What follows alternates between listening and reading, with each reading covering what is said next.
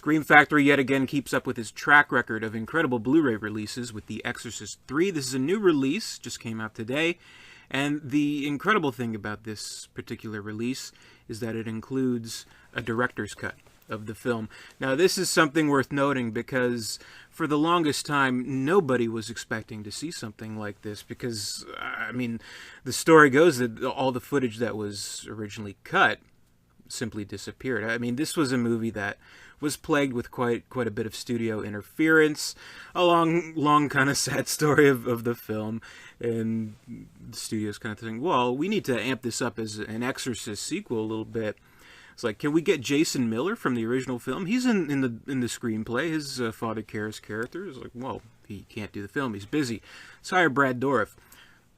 Production is ending. Hey, Jason Miller's available, but we already filmed the scenes with Brad Dourif. Anyway, well, okay, we'll figure it out. And you know what? There's not an exorcism in this movie. Let's call it The Exorcist III Legion, and we'll work something out that way, too. So let's reshoot the whole fucking ending and all that shit. So it was a movie that was plagued by a lot of interference in that sense. And the story went, and what was believed for the longest time was that the footage that William Peter Blatty, who of course wrote the original novel Legion, wrote the screenplay, directed the film. All the footage was at least at some point kept in a vault. An inquiry was made, hey, do you have that extra footage made for, like, a DVD release, something like that?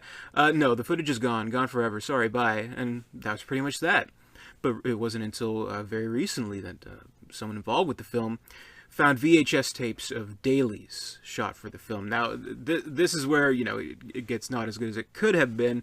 Dailies, of course, I mean, they're not going to compare to film. I mean, this is just something temporary that they use for daily use, make sure the shot is right. So it's not going to be the same quality as a film that's developed and presented on screen or things like that. But, I mean, basically, it amounts to it's either that or nothing, and I'll take this over that, over nothing. So what they've done, what Shout Factory, Scream Factory have done, they've gone through all that footage, they've assembled it into a new version of the film titled Legion. And I just got to say what an incredible thing it is to be sitting watching this movie, this new director's cut. The title screen appears, William Peter Blatty's Legion, the actual title of the movie, which is pretty cool. So, I mean, that brings me unspeakable joy to see that. And I would say it's a very fascinating cut of the movie. Having said that, I'd say, there's factors to it that's a little bit disappointing here and there. I knew going in not to expect a pristine, seamless kind of cut to it. So, I mean, when you're watching the movie, it'll cut to certain footage.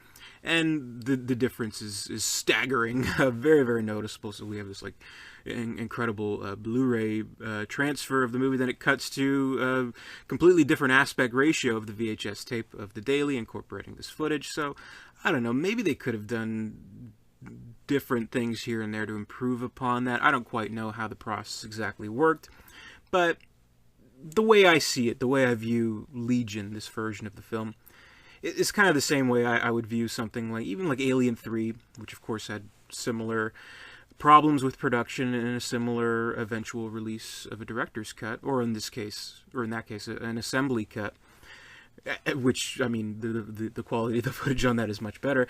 But I would view it more as a special feature, more as just kind of this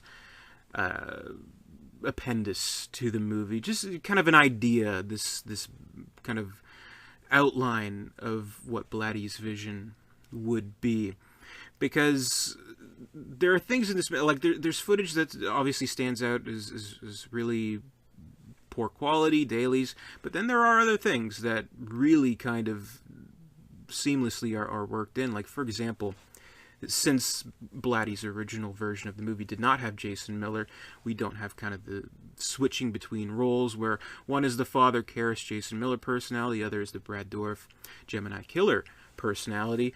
Where here it's all Brad Dourif. He's one and the same, so we just kind of suspend our disbelief, like, okay, they didn't get the same actor, so he just recognizes him as that. And there's a scene in the movie, very beginning, well, close to the beginning, where Kinderman, played by George C. Scott, and Father Dyer, they've gone to the bar after the movie, having a little something to eat, and they look at the pictures on the wall, and we see these pictures, and it's unmistakably Brad Dourif in these pictures of, olden times with Father Karras. They're like, oh, he was a great man, blah blah blah, and things like that. And I'm thinking to myself, was this in the original movie? Because like the footage looks like it's from the Blu-ray transfer of the movie, the actual spiffied up transfer. So immediately I go back to the disc that contains the original movie. I check out that scene. That portion is nowhere to be found. It's not in the original film. It was not in the file. It is not. So that's interesting to me that they're able to incorporate some footage that is a little bit more sneakily into the movie and things like that. And there's additional things here and there, plot elements. But I mean, mostly what the version does, it takes away rather than adds, I think. The biggest problem with the movie during the production was the fact that they wanted to work in this exorcism at the end. So essentially what it is, I mean, spoilers if it's, a big deal, but the ending to the theatrical cut had the priest character. He comes in, does this whole exorcism, lots of special effects, fire, things like that. Here in the director's cut, very simple. Kinderman has had enough. Goes to the cell with the patient X, as they call him. Takes a gun, kaboom, shoots him. The end. So pretty downplayed, pretty simple, kind of a non-event, I would say, but doesn't throw in this, tacky, let's make it an Exorcist sequel kind of thing. And it even differs from the book a little bit too, but, I would say this conception, this idea, this general kind of roadmap of the version that Blatty would have preferred, would have wanted, bears fair enough more resemblance to the actual book, mostly in the ending, where we don't really have all the crazy exorcism stuff and things like that. But I don't know, in evaluating this version, kind of considering everything kind of about it, I wonder, was it really that bad?